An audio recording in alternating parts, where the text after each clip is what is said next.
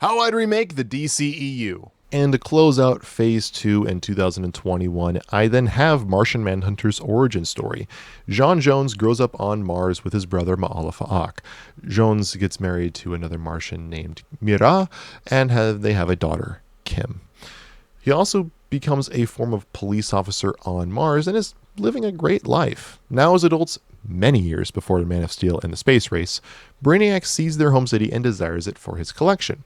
Mars is giving a warning from Brainiac about his impending attack and reminds them about his 100% success rate and that it is futile to resist his attack. M'Alefa'ak comes up with an idea of self-sabotage, destroying the city and planet, so it is no longer even desirable. When that happens, they abandon ship and look for a new world to inhabit. J'onn and the rest of the Martian society reject this idea and lock up M'Alefa'ak for treason/conspiring to commit domestic terrorism. He finds a way to escape prison and enacts his plan on his own, setting buildings ablaze, rigging explosives, and overall ruining the city. In this insanity, Mira and Kim are trapped in their home and are both burned alive.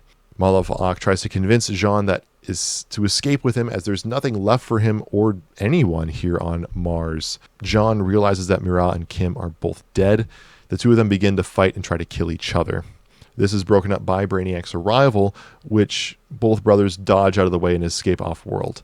Brainiac sees the city is destroyed and is disappointed to find it in ruins and leaves everything behind, ruining his perfect record, and now actually stops giving warnings like that. J'onn then flies off towards Earth and lands, and this is, I would say, roughly in the late 40s.